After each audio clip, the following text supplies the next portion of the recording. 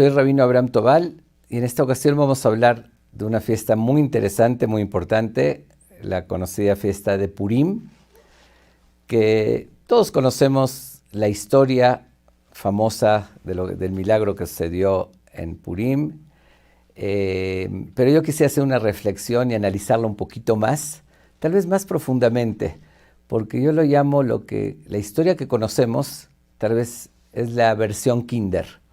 Todos conocimos, leemos el texto, lo que nos relata la Megilá, que también está en libros de historia antiguos, como lo dice en la misma Megilá, de los reyes de Persia y Media, que en sus libros de memorias está escrita esa historia, y la podemos leer de ahí también y conocer un poquito la historia.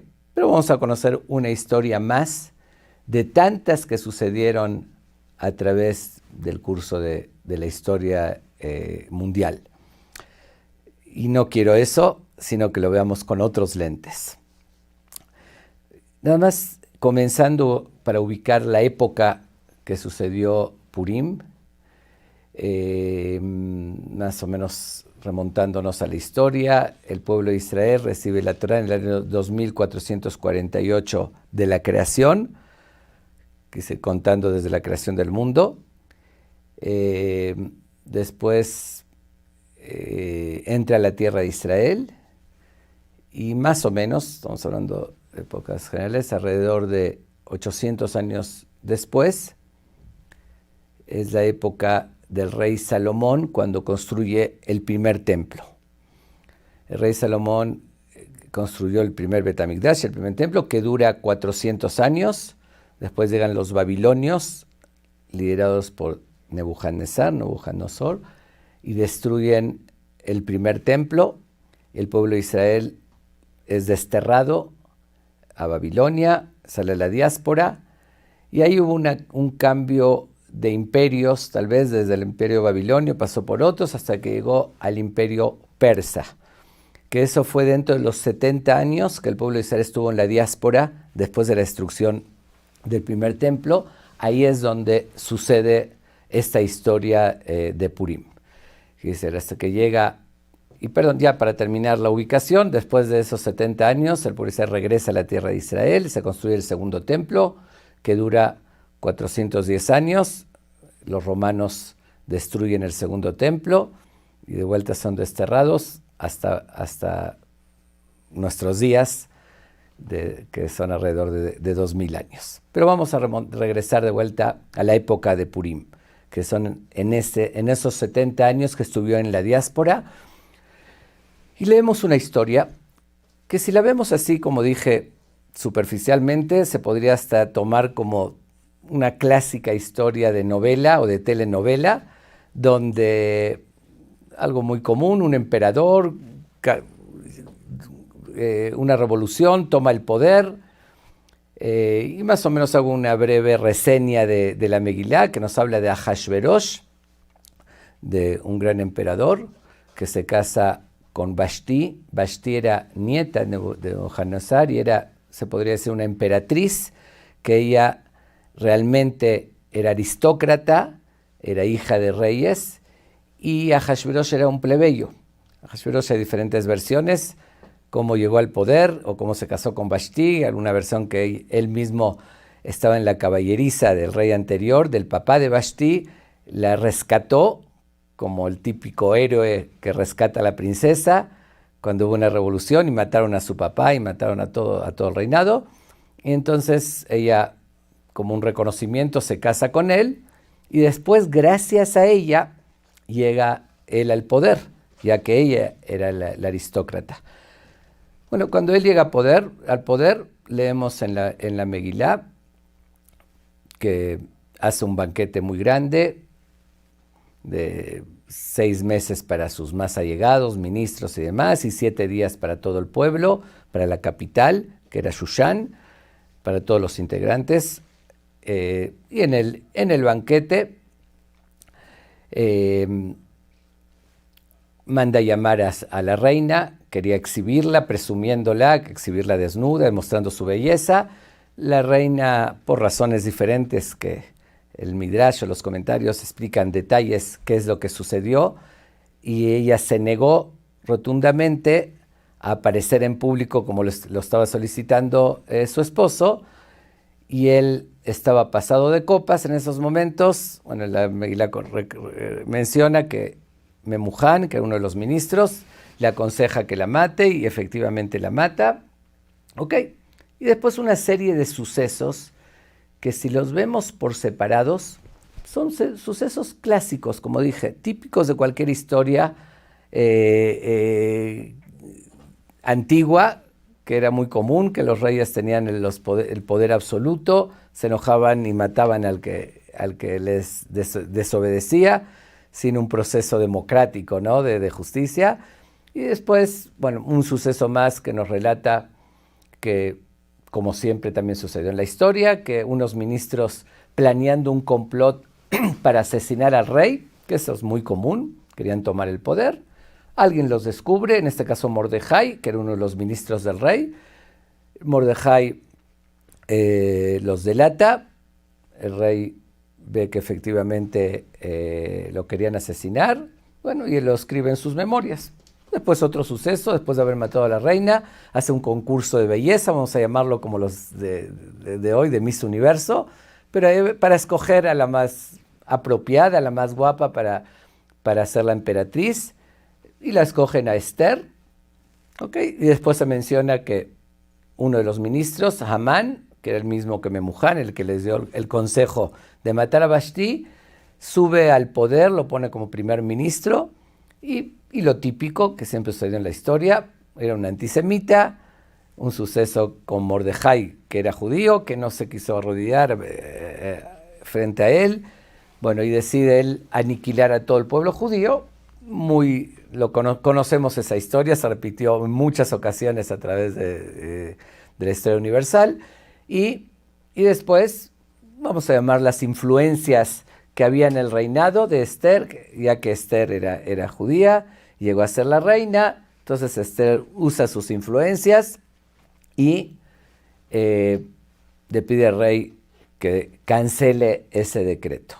Y como termina después la Megilá, después mata a Hamán y pone primer ministro a Mordejai, y bueno, y todos felices, ¿no? Eso es a grandes rasgos la versión Kinder, como dije, lo que podemos leer en una pequeña historia. Pero justamente, si vemos esa historia, no vemos nada de particular, ningún milagro, ni vemos la mano de Dios, ni nada que nos llame la atención, una historia más de muchas otras, y efectivamente en la Megilá no encontramos el nombre de Dios, ni una ocasión en todo, que es uno de los libros del Tanaj, de los libros de la Biblia, que no se menciona ni una sola vez el nombre de Dios, y eso llama la atención. Respuesta: porque realmente no estaba ahí el nombre de Dios notorio. Dice, nadie podía ver la mano de Dios de forma abierta.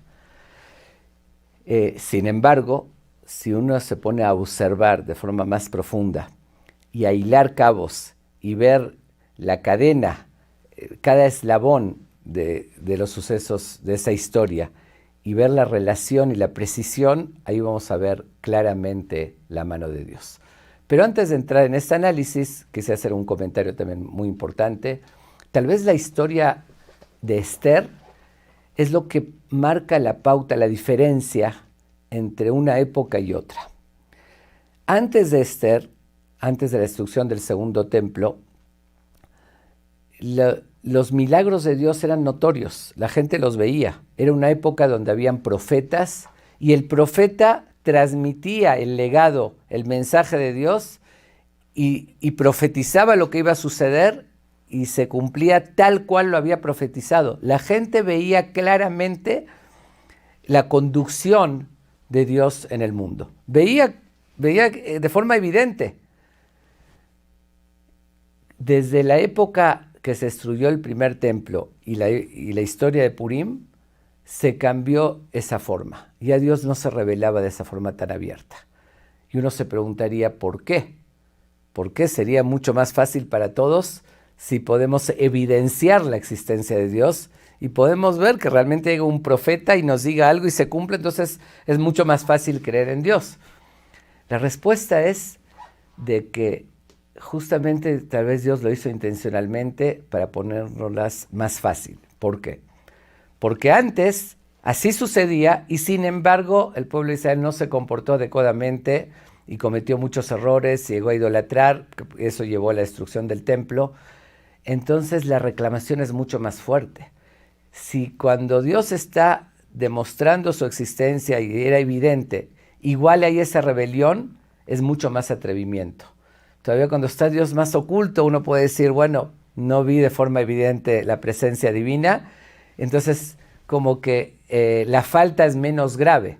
Dice, eso Dios lo hizo para que la rebelión o cuando el pueblo de Israel no sigue el pacto eterno del cumplimiento de la Torá, que no sea tan grave la falta como lo fue antes de la destrucción del primer templo, que eso fue lo que llevó a eso. Por eso empezó una época de ocultamiento. Y es sabido que está insinuado en las palabras en hebreo del nombre de la Megilat Esther. Megilat Esther quiere decir la historia de Esther. Pero en hebreo textualmente la palabra Megilá también viene de la raíz megalé, legalot, que significa descubrir. Y el nombre Esther también viene de la raíz seter, que es oculto. Entonces está insinuado ahí, Megilat Esther significa descubrir lo oculto. Que dice, si uno ve cada suceso, como mencioné, por separado, la mano de Dios está oculta. Pero cuando vemos toda la historia unida y la relación que hay entre un suceso con el otro, entonces ahí se descubre lo oculto. Y por eso hay una halajá, una ley, una regla que indica que si uno leyó la Megilá sin orden, empezó por el final. Ya ven cuando a veces uno está leyendo una novela de suspenso, ya quiere saber, a ver qué pasó al final. Entonces da vuelta unas hojas y ve, está muy curioso, bueno, tiene mucha curiosidad de conocer qué sucedió y lee el final y después vuelve a leer el principio. Si uno leyó la Megilá de esa manera, no cumplió con su obligación. ¿Por qué no cumplió? Porque ahí sí se va a convertir en un libro de cuentos. Ahí sí va a ser como una novela y que está leyendo una historia interesante. No va a haber la relación. La relación se revela en el orden de sucesos y la precisión de los sucesos. Por eso dice al final de la Megilá una frase que llama un poco la atención. Dice, hablando ya de Mordejai, dice, Vejol ma'aseh tochfo burato, aloem ketubim besefer divrei hayamim lesifrei madai uparás. Dice, y todas sus obras de Mordejai, de su fuerza y heroísmo, están escritos en los libros de historia de los reyes de Madai y Parás, Media y Persa, de los reyes antiguos. ¿Qué nos está diciendo aquí la Megilá? Nos está insinuando al final, el que quiere empezar por el final y nada más conocer la historia, para el libro de historia tiene esos libros de historia antigua de los libros de los reyes de Media y Persia. Pero el que quiere ver realmente cómo se revela lo oculto y la mano de Dios en la historia de Purim, de la Megilá, ahí la tiene que leer de adentro y por orden, no la puede invertir, porque si lo invierte es, como dije, un cuentito más.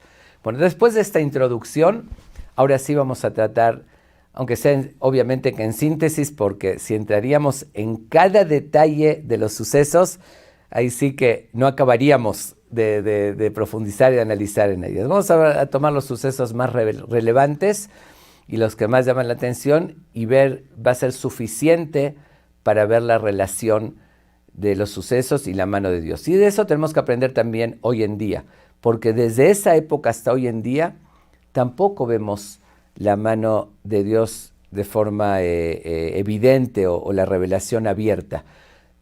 Pero sin embargo, tomando como ejemplo la Megilá, si a veces nos ponemos a observar ciertos sucesos que no los entendemos y vemos después de mucho tiempo la relación, vamos a ir hilando cabos y ver que todo estuvo guiado para que sucedan ciertas cosas y que no son casualidades, sino causalidades, que son causadas por Dios y que Dios mueve los hilos tras bambalinas, ¿no? Nosotros vemos a veces la imagen, vemos el muñequito que se está moviendo, pero hay alguien atrás que está moviendo los hilos de cada movimiento de los sucesos mundiales. Bueno, ahora sí, voy a tomar unos cuantos ejemplos.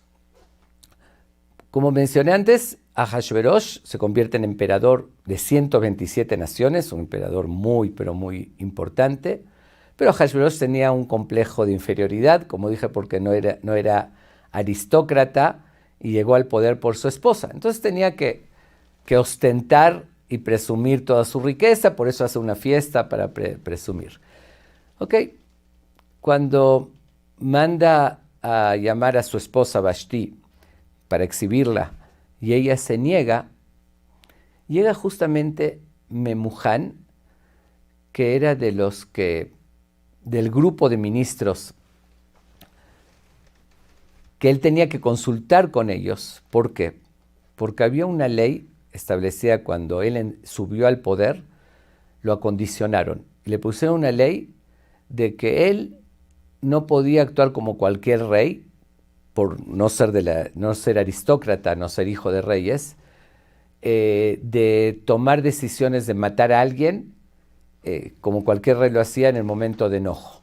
Tenía que consultar a un grupo de expertos, vamos a llamar lo que hoy en día sería la Suprema Corte de Justicia, por decirlo así, que él tenía obligación, antes de matar a alguien, de consultar. Y él estaba limitado, porque fue acondicionado para subir al poder. Entonces, cuando él hace ese banquete y se pasa de copas, como lo dice en la Megilá, que Tov Lev HaMelech Bayain, cuando estaba totalmente happy, ¿no? Pero más que happy, pasado de copas, y ahí estaban hablando en la fiesta, la gente presente, discutiendo quiénes eran las mujeres más guapas. Cada uno decía, en mi país son las mujeres más guapas. Él, oyendo esa conversación, dice, ¿de qué están hablando ustedes? Ustedes no saben qué es una mujer guapa. Se están discutiendo si en tal país, en Media o en tal lugar, ahí están las mujeres guapas. Yo les voy a enseñar quién realmente es la mujer más guapa del mundo. Y ahí es cuando manda a llamar a su esposa. Hay un midrash, un comentario que dice que cuando ella se negó a asistir, que él se enfurece cuando le dicen los enviados, te manda a decir la reina que estás borracho y que tú con unas cuantas copas ya perdiste el control, y le presumió, mi papá podía tomar muchas más, que era un rey, y no perdía así el control como tú, como si todavía lo ofendió, lo provocó. El rey se enfurece, pero no podía él tomar una decisión.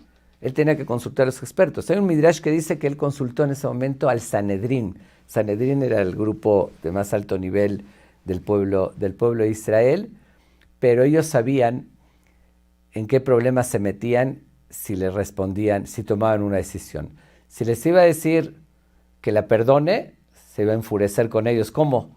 ¿No se están preocupando por mi honor del rey? Me faltó respeto y ustedes dicen así como si nada que la perdone. Entonces los podía mandar a matar.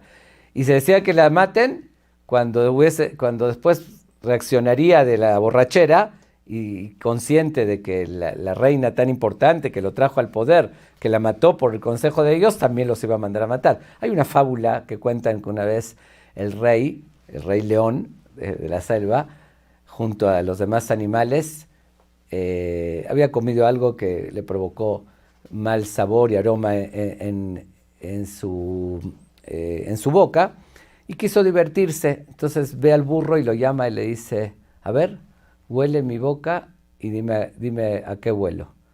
El burro esta vez dijo, ya no voy a ser burro y voy a decir la verdad. Bueno, se acerca, lo huele y dice, bueno, la verdad apesta, tiene un olor apestoso. Y el rey y el león dice, ¿cómo se atreve? Agarra, lo despedaza, se lo traga y le dice a los demás, ¿ya vieron qué atrevido este burro? Dicen, me dice a mí que soy el rey, que huelo apestoso. Ok, llama después al caballo, que estaba también ahí presente. El caballo, después de ver lo que sucedió, se le acerca, lo huele y le dice, jamás olí un aroma tan agradable que sale de la boca del rey. Y agarra el león y lo despedaza de vuelta y le dice a los demás, ¿qué creen, que soy tonto? Sé que vuelo mal y me están diciendo mentiras, se está burlando de mí. Llama al zorro, ya saben que era un zorro, astuto, y le dice lo mismo. El zorro ya sabía, si decía una cosa lo iba a matar y de otra lo iba a matar.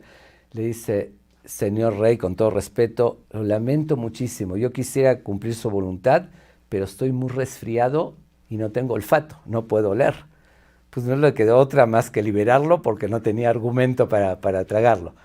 Pues algo similar sucedió cuando le consulta al Sanedrín, al Tribunal Supremo, ¿qué hago? Ellos dijeron, ya se destruyó el templo y la verdad no estamos ya ahorita inspirados con esa inspiración divina como cuando está el templo, y no tenemos ahorita la capacidad, como que estamos resfriados, ¿no? No tenemos la capacidad para tomar una decisión así, porque sabían que lo que hubiesen dicho, el rey igual después los iba a matar. Entonces evadieron, y ahí fue cuando justamente uno de sus ministros, que era el menor, si vemos cómo los enumeran,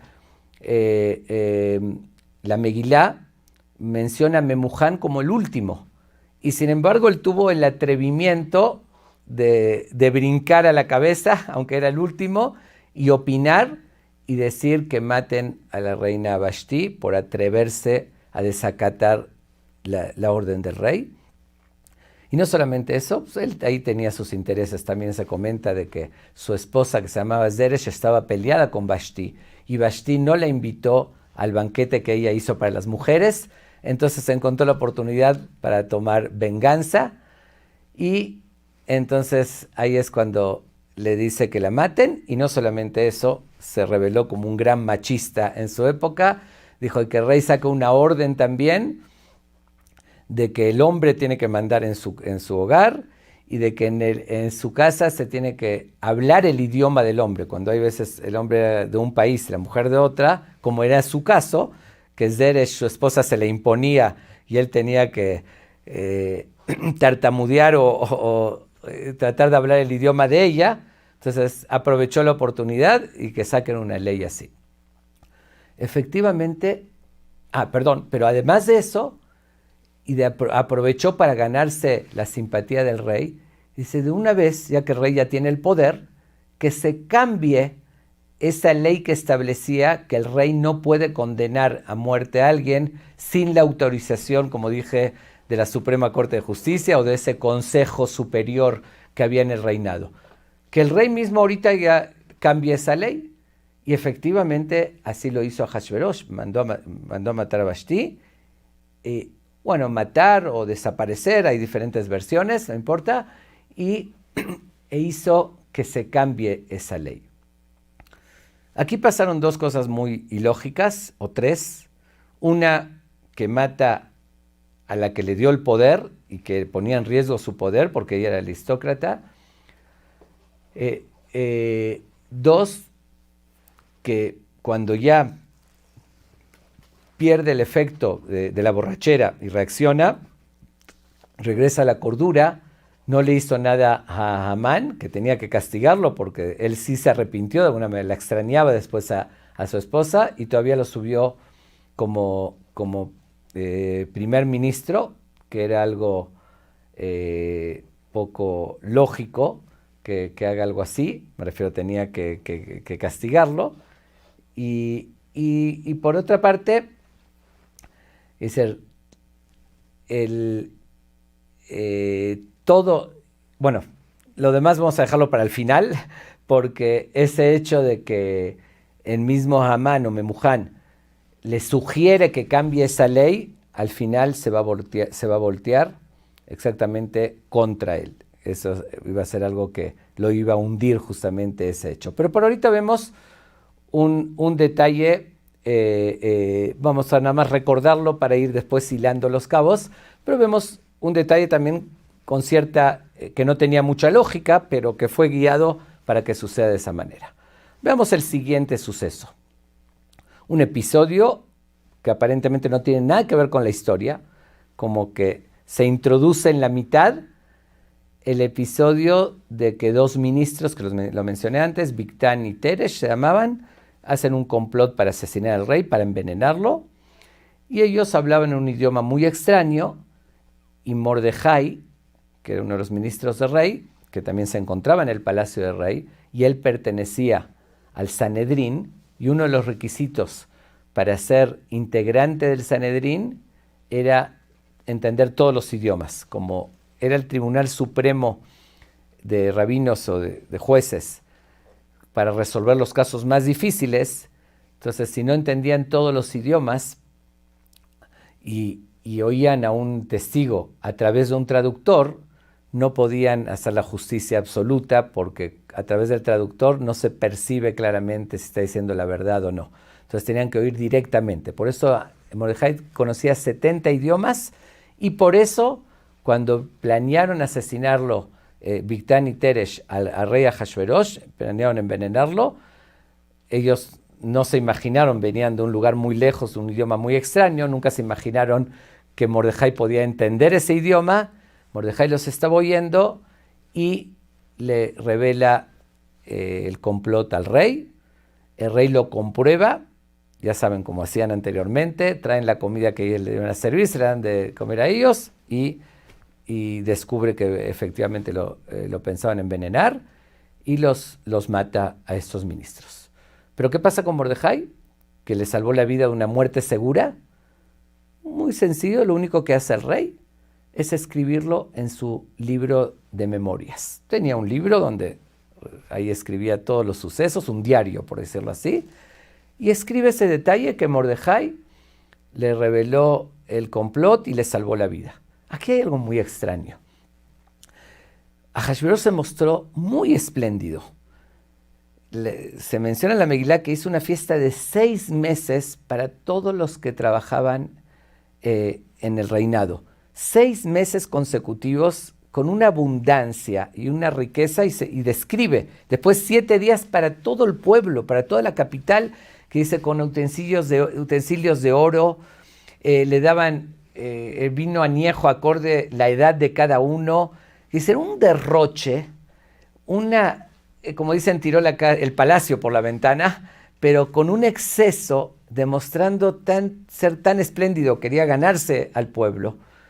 A ver, analicemos algo.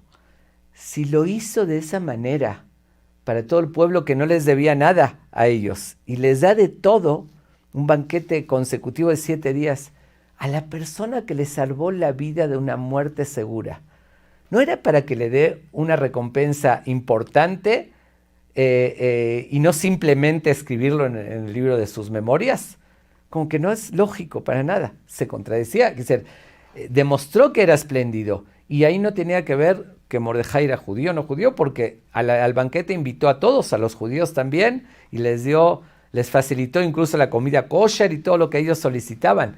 Es decir, se pidió que respete la voluntad de cada uno. Eso también es algo que lo vemos como un simple episodio, pero es algo que llama la atención, que tiene un sentido. ¿Por qué justamente no lo premió? Nada más lo escribió. Vamos a dejar de lado ese suceso, pero recordando esas cosas que llaman la atención. Recordando que cambió la ley, que mata a Vashti, aunque no era lógico que la mande a matar porque no le convenía, y que no está premiando a Mordejai. Vamos a ver el siguiente suceso. Hace una convocatoria para que lleguen las candidatas para escoger una reina. Les dio 12 meses, un super spa muy sofisticado, que le den a cada candidata, nada más para que una noche se presente ante el rey, 12 meses de tratamiento, maquillajes, tratamientos de belleza, los más sofisticados en su época, y obviamente que cada joven que era candidata y con el sueño, ¿no?, de llegar a ser la emperatriz, era más que reina, dominar sobre 127 naciones, pedían de todo, el máximo, los tratamientos más sofisticados.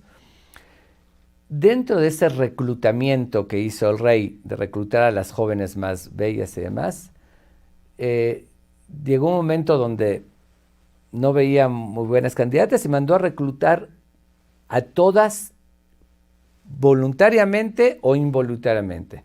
No solamente a las que venían a participar en el concurso, sino también les indicó a sus soldados que vayan casa por casa y donde encuentren una joven que podría ser candidata guapa, que la traigan incluso contra su voluntad, a la fuerza. Y ese fue el caso de Esther. Esther, que era la sobrina de Mordejai o prima, hay diferentes versiones, que habían muerto sus papás, y Mordejai la adoptó como hija, y cuando llegan buscando casa por casa, ven una joven guapa y deciden llevarla por la fuerza. Esther no quería participar en eso, no quería casarse con el rey, no tenía la menor intención ni deseo, y por lo tanto, ella en esos 12 meses de preparación no solicita ningún tipo de tratamiento ni maquillaje, no quería que la hagan más guapa porque no quería ganar el concurso. Pero de alguna manera, ahora sí, aquí entra algo totalmente inconcebible, el suceso, que el rey la ve, inmediatamente la escoge, pero ¿por qué es inconcebible? Porque Mordejai, cuando la tomaron a ella, cuando la llevaron al concurso, le dio una indicación que ella lo respetó más bien esa indicación, aunque le costó mucho trabajo, aunque era muy difícil. Le dijo, mira, si te están llevando es por algo que tiene que salir, que Dios quiere algo de esto. Te ordeno que no puedes revelar tu identidad. De ninguna manera, si llegas a ser escogida como reina, nunca puedes decir al rey tu origen, que eres judía, ni de dónde eres. Es decir, simplemente negar tu identidad y no decir cuál es realmente tu ascendencia. Esther lo cumple al pie de la letra y se convierte en algo muy difícil, y aquí entra la ilógica de lo sucedido. No estamos hablando una Miss Universo actual, que no tiene ningún puesto en particular, y con todo y todo, para escoger una Miss Universo no es suficiente que sea guapa, sino que tiene que tener un nivel cultural, tiene que ser desarrollada y tener ciertas aptitudes que van más allá de la belleza. Si eso se aplica en una Miss Universo que no tiene ningún puesto importante, nos imaginamos en una emperatriz, la esposa del emperador que domina 127 naciones. ¿Puede ser una cualquiera de la calle que no tenga ascendencia? Después de que antes estaba casado con Vashti, que era aristócrata, y ahorita una que ni sabe, ahora sí comúnmente como se dice una mujer de la calle, que no se sabe ni quiénes son sus papás, ni a qué pueblo pertenece, ni qué cultura, ni qué religión. ¿Cómo se concibe que un rey, un emperador, se va a casar nada más por la belleza? Hay muchísimas mujeres muy guapas y estaban reclutando de 127 naciones. ¿Saben cuántas candidatas tenía de mujeres guapas para escoger? Y sin embargo, aquí pasa realmente lo sorprendente, y Ahasverosh efectivamente igual la escoge, aunque sin conocer su identidad. Y por más que le rogó que le revele su identidad, ella se mantuvo firme. Incluso dice que demostrando el amor a ella, canceló impuestos al pueblo para ganarse, y todos propagando que fue por Esther, que está cancelando los impuestos por la reina Esther, para así ganarse su ¿cómo decirlo?, confianza o su buena voluntad, y para que le revele su identidad, y de todos modos no la reveló. Y eso sirvió para que en el momento preciso, cuando era necesario,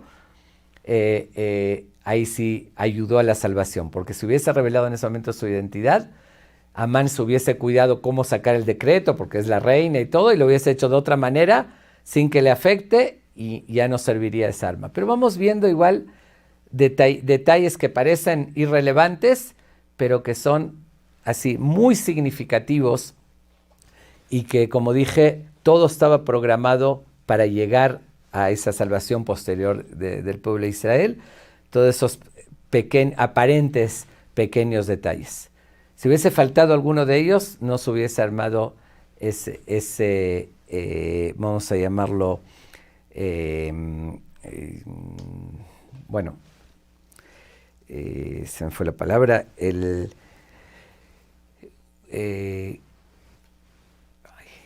bueno, no importa, porque realmente era algo muy complejo, voy a llamarlo rompecabezas. Era un rompecabezas muy complejo, compuesto de muchas pequeñas piezas, y que cada pieza por separado era precisa para que embone posteriormente y se arme toda esa historia y la solución y la salvación del pueblo de Israel. Pero continuemos, ¿ok? ¿Qué sucede después? Como relata la Megilá, cuando Amán asciende y llega a ser primer ministro, él con toda su soberbia da una orden que al pasar él, todos se tenían que arrodillar frente a él, demostrando el extremo respeto. Pero Mordejai, que él veía las cosas un poquito diferentes, él no aceptó esa orden y no se arrodillaba. Realmente era mucho atrevimiento eso de parte de Mordejai, porque sabían que lo podían matar, por eso él era el primer ministro. Pero en el fondo de eso había algo mucho más profundo. Voy a hacer un paréntesis también y veamos algo que analiza la Megilá y que habla de la ascendencia de Amán y Mordejai. Son de los únicos personajes, y de Esther también, Esther Amalcabat Abihail, dice, hija de Abihail. De Amán, dice la Megilá, que era Amán ben Amedata a Agagí. Amán, hijo de Medata, el agageo. ¿Qué dice el agageo? Descendiente del rey Agag. ¿Quién era el rey Agag? Era el rey de un pueblo que se llamaba Amalek, que todos leemos en la Torá, en la Biblia, como Amalek fue el enemigo férreo del pueblo de Israel, que quiso aniquilarlo, les molestaba los milagros que sucedieron, la fe que tenían, y quería acabar con el pueblo de Israel. Y Mordejai, ¿quién era? Dice la Megilá, Ish Yehudí Ayav Shana Bireu Shmo Mordejai Ben Yair Ben Shimi Ben Kish Shemini. Un hombre descendiente, hijo de Yair, hijo de Shimi, hijo de Kish, de la tribu de Binyamin, descendiente del rey Shaul. ¿Por qué nada más de ellos dos dice esa ascendencia y no de Ahashverosh, no de otros personajes importantes? Porque aquí está dando un mensaje muy significativo. Este enfrentamiento que llegó a tener Amán y Mordejai no era un enfrentamiento nuevo, ya se habían enfrentado sus antepasados, el pueblo de Israel, el rey Shaul con el rey de Amalek, cuando Dios le encomienda al rey Shaul que tiene que destruir a Amalek, y el rey Shaul deja vivo al rey Agag, justamente, que por dejarlo vivo un tiempo tiene descendencia, y de ahí nace Amán, y Dios se enoja con él, ¿por qué no lo mató? Entonces ahorita vuelven a enfrentarse. Su descendiente, que era Mordejai, contra Amán, que era descendiente de Amalek. Pero aquí Mordejai dijo, esta vez no voy a ceder, como lo hizo mi antepasado, el rey Shaul. Él decidió, yo no me voy a arrodillar a él, no me voy a posternar, porque además él, también se comenta que él, muchas historias antes, ¿no? Que él se había vendido, había comprado a Amán como esclavo en una batalla mucho tiempo antes, que se quedó sin comida y le imploró que le dé comida. Le dijo, ¿qué me das a cambio? Le dijo, me vendo como esclavo. Le dijo, no voy a arrodillarme a mi esclavo. Y además él se ponía ídolos y querían que lo idolatren a él. Entonces Mordejai, él dijo, no voy a ceder ante lo que él representa. Ahí van a preguntar cómo se atrevió, cómo no tuvo miedo que lo maten. Mordejai tenía otra visión. Él sabía que Amán por sí solo no tenía ningún poder, que él no lo podía matar. Si Dios no quería, y si no era la voluntad de Dios, Mordejai confiaba de forma absoluta que Dios conducía todos esos sucesos, y él no podía, por sus pistolas, como dicen, decidir matar ni a Mordejai ni a todo su pueblo. Y Amán, obviamente que no veía de esa manera, no tenía la menor fe en Dios, y él todo lo calculaba fríamente y tenía una visión totalmente diferente. Por eso, Mordejai se atrevió y dijo, yo no voy a arrodillar. ¿Cómo reacciona Amán? Dice, voy a aniquilar a él y a todo su pueblo, que es algo típico, ¿no? Si una persona comete un error, culpan a todos y a todo el pueblo de Israel, todo el pueblo judío, decide destruir a Amán.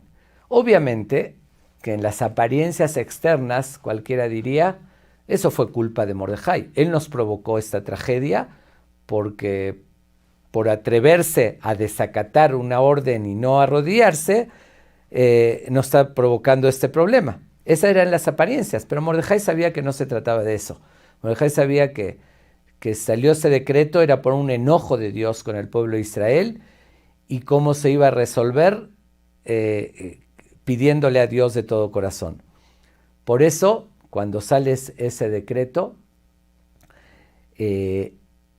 inmediatamente convoca y llama al pueblo de Israel y les pide que se reúnan 3 días y 3 noches ayunando y pidiéndole a Dios para que quite ese decreto. Ahí la gente accedió, aunque muchos pensaban, tal vez Mordejai metió la pata y ahorita quiere que nos pide que le pidamos a Dios lo que él provocó por su culpa. Pero realmente Mordejai sabía que no era así. Les pide que pidan a Dios y por otra parte le pide a Esther que entre con el rey a pedir justamente clemencia por su pueblo. Esther le responde a Mordejai, yo no puedo ir con el rey si él no me llamó. Eran las reglas en ese entonces, era la dictadura absoluta del rey, incluso con la reina, si no la llamaba no podía ella sola ir con él. Dice, si voy me va a matar. Mordejai le dice, olvídate de eso. Dice, lo más probable que estás aquí y todo lo sucedido, que llegaste a ser reina, todo, es para este momento. Y como dije, Esther también era de la descendencia de rey Shaul. Es para darnos la oportunidad de corregir el error de nuestro antepasado de rey Shaul. Dice, si tú te vas a callar y no vas a hacer nada por no arriesgar tu vida, la salvación va a venir de otro lado igual, porque si Dios no quiere al pueblo, igual los va a proteger. Y tú te vas a perder la oportunidad de corregir eso y de cumplir tu misión para la cual llegaste a este momento. Bueno, Esther accede y por eso, como mencioné, pide también ella que ayunen 3 días, que por eso, por cierto, hacemos antes de Purim, el día anterior, un ayuno que le llamamos el ayuno de Esther, recordando que gracias a ese ayuno y esa petición del pueblo de Israel a Dios, fue lo que Esther pudo resolver el problema y vino la salvación. No fue simplemente por su cara bonita, sino porque así Dios lo guió. Ok. Total, Esther entra con el rey, pide un banquete, como lo relata la Megilá, invita ¿a quién? A Ahasverosh y a Amán. Le llama la atención un poquito eso a Ahasverosh, ¿no? Porque está invitando a Amán, ¿qué tiene en particular? Le pregunta cuál es su deseo y le dice a Esther, hoy no te lo puedo decir, mañana quiero que volvamos a cenar juntos, los quiero invitar, y ahí voy a revelar mi petición. Ok. ¿Qué sucede de esa noche al día siguiente? En ese momento, Amán sale inflado, se imaginan, de por sí llegó a ser primer ministro. Y ahorita la reina lo invita a un banquete privado de todo el reino, nada más a él, junto con el rey. Dice, le dio todo, dice, lo subió, lo infló, se sentía lo máximo.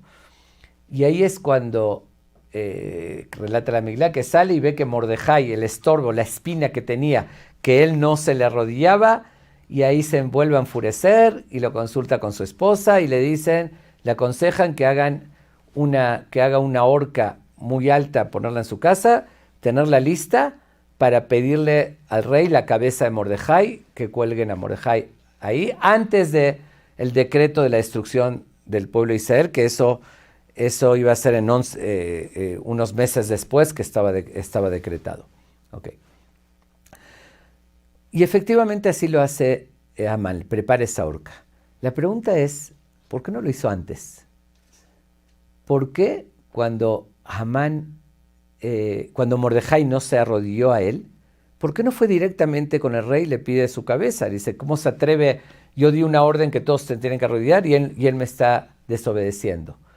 Amán, él no podía concebir con lógica esa actitud de Mordejai. Él todo lo calculaba y lo razonaba. A ver, dice, ¿cómo él realmente se atreve? ¿Dónde saca esa fuerza para atreverse a desacatar mi orden sabiendo el riesgo que eso implica, sabiendo las consecuencias que puede traer sobre sí mismo? Y se puso a calcular y dijo, a ver, ¿de dónde trajeron a Esther, la reina? La trajeron de casa de Mordejai. ¿Tiene alguna relación entonces? Entonces él pensó seguramente, él se siente muy seguro porque tiene conexión con la reina y sabe que la reina lo va a proteger. Entonces, si yo voy a pedirle ahorita la cabeza de Mordejai, me voy a quemar. Él va a ir con la reina y va a pedir que lo defienda y voy a salir perdiendo. Por eso se aguantaba. Pero cuando ve que en ese banquete lo está invitando a él y no a Mordejai, dice, no, ella me admira a mí y me escoge, yo soy más importante. Ahí eso es lo que le da el valor de atreverse a preparar la horca para pedir la cabeza de Mordejai. Pero esos eran los cálculos de él. Él no lo veía como Mordejai, no sabía la lógica que usaba Mordejai, que él no se fijaba en todos esos cálculos, se fijaba simplemente, tenía fe en Dios y decía, él no me puede hacer nada si Dios no lo decide. No se imaginó esa forma de pensar, ¿no? Ok, volvamos a la historia para ir ya cerrando. Esa noche, entre un banquete y otro, porque le dijo al día siguiente, la noche siguiente le iba a revelar su petición. Ahí es cuando se le va el sueño a Hashverosh en la mitad de la noche, no puede dormir, se voltea por un lado para otro, no puede dormir. Ya que se le fue el sueño, hay diferentes explicaciones, no quiero entrar en los detalles que dice el Midrash, que empezó a soñar como que Amán lo quería matar, y bueno, empezó a asociarlo con Esther, tal vez me quiere matar y quiere llevarse a Esther, pero en ese momento pide que le traigan el libro de sus memorias. Le traen el libro de sus memorias, ya era casi al amanecer, en la madrugada, y él está leyendo, lo abre, y que justo de un libro muy grueso, imagínense un emperador, todos los sucesos que escribió ahí, abre el libro, y ¿qué ve? Justo el suceso que relataba que Mordejai le salvó la vida del complot de esos dos ministros que lo querían asesinar. Y ahí es donde pregunta, oye, yo le di alguna recompensa a Mordejai, y dice, no, ninguna recompensa. Ahí cuando reacciona, algo que era lógico que tenía que hacer antes, como ya dijimos. Y ahí también tenía un análisis, una lógica de pensar, dice, cuando ya soñó que Amán lo quería asesinar, dice, ¿por qué nadie me ayuda o nadie me revela? Porque no va a estar solo Amán.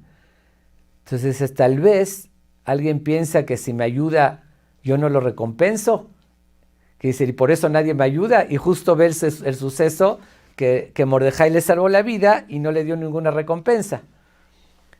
Y en esos precisos momentos es cuando llega Amán, decidido, ya preparó la horca para Mordejai, y ahora sí le va a pedir la cabeza de Mordejai al rey. Ahora sí, si vamos hilando cabos, como dije, qué casualidad, justo esa noche se le fue el sueño, justo anteriormente no le había dado la recompensa para que ahorita piense que se la tiene que dar, y justo en ese momento llega Amán para pedirle la cabeza de Mordejai. Y ahí es cuando le pregunta a Amán, ¿qué opinas? ¿Qué tiene que hacer el rey con la persona que más admira y quiere? Pues Amán obviamente que pensó que era él, ¿no? Que tenía todo el poder, y se equivoca Amán. Con sus palabras también da a entender todo lo que pretendía, porque dijo que lo paseen por toda la ciudad vistiéndose las vestimentas del rey. Ok, eso se entiende, vestimentas de honor. El caballo que el rey montó también se entiende, pero también la corona del rey. Que le pongan la corona del rey. Ahí también Ahashverosh captó, está pretendiendo realmente mi corona, porque era obvio que él lo pensaba que era para él. Ahí es cuando le dice, ve y hazle todo eso a Mordejai. Imagínense, venía a pedir la cabeza de Mordejai y se le voltea totalmente y todo eso se lo hace a Mordejai. Ok, ya estaba, sin entrar en más detalles, súper humillado por toda esa situación. Regresa ya deshecho a su casa, que él se tuvo que humillar y hacerle todo eso a Mordejai, que lo quería matar, que justamente que él lo quería asesinar y todavía le tuvo que dar todos los honores. Y ahí es cuando lo llaman inmediato, que lo están esperando en el banquete con Esther, que lo invitó al banquete. Y en esos momentos fue cuando Esther le dice al rey, hay un malvado y perverso que quiere destruirme a mí y a mi pueblo. Y le dice, ¿quién es ese malvado? Le dice, es Amán. El rey se levanta enojadísimo, después de todas las sospechas, y después se sale al jardín, y en ese momento Amán se echa a los pies de Esther, implorándole como que lo perdone, y justo llega el rey con todo lo que había soñado y con la sospecha, y lo ve encima casi encima de Esther, que hay una opinión que un ángel lo empujó, no importa, y dice, ¿quieres conquistar en mi cara a la reina? Y ahí es donde llega alguien más y les dice, justo preparó una horca para colgar a Mordejai, que le salvó la vida al rey, y él todavía lo quería colgar, entonces ahí es cuando da la orden que lo cuelguen en esa horca. Pero veamos el detalle. Dijimos al principio que había una ley que él no podía dar una orden de matar a alguien por sí solo. Tenía que consultar a esa Corte Suprema. ¿Y quién le sugirió que cambie esa ley? Fue el mismo Amán. Gracias a eso lo pudo matar ahorita él. Si no tenía ese poder el rey, no podía dar la orden que en ese momento lo cuelguen. Él mismo se preparó ahora sí su tumba. Él cavó su tumba cuando lo hizo. Pero vean todos los sucesos. Digo, como dije, hay 1000 detalles más. Ya nos extendimos lo suficiente, pero veamos cada detalle. Manda matar a Vashti, aunque no era lógico porque era la que le dio el poder y la que le da... Escoge una reina de forma ilógica, sin conocer su identidad. Esther aguanta y no dice para que sea en el preciso momento. Mordejai le salva la vida y no le da un premio porque lo tenía que dar en el momento preciso. Dice, justo esta noche se le va el sueño, justo es cuando ve el suceso, justo cuando llega Amán para pedir la cabeza del rey, y en ese momento se empieza a voltear y le dice que lo haga, ya empieza el coraje contra Amán, y justo ahí entra cuando Esther le pide, y gracias a que se canceló esa ley, lo pudo matar en ese momento, y todo se volteó. Por eso en Purim hacemos todo al revés. ¿Por qué? Porque las cosas no son como parecen ser. Volvemos a lo que iniciamos, se llama Megilat Esther, se descubre lo oculto. Todo eso estaba oculto. En la versión Kinder que mencioné al principio, poniendo una historia clásica, ¿no? De un complot, de un rey que tomó el poder, de un ministro antisemita, todo eso son cosas comunes, no vemos para nada la mano de Dios. Pero si vemos un suceso tras otro y la precisión, ahí sí vamos a ver que aunque no parezca que Dios está llevando los hilos, la realidad es así, y hasta hoy en día. Pasan muchas cosas sin nada que ver en un país y en otro, pero Dios está por arriba llevando los hilos, todos tienen una razón de ser. Aprendamos esta lección tan importante de esta fiesta tan significativa, y tal vez por eso es la costumbre de beber, hasta perder la razón en cierto modo, porque cuando perdemos la razón no sabemos diferenciar. A primera vista creemos que nosotros sabemos lo que es bueno y lo que es malo y sabemos diferenciar, y cuando uno está pasado de copas ya se puede acercar más a la verdad, sin saber discernir, que es como Dios realmente lleva las cosas.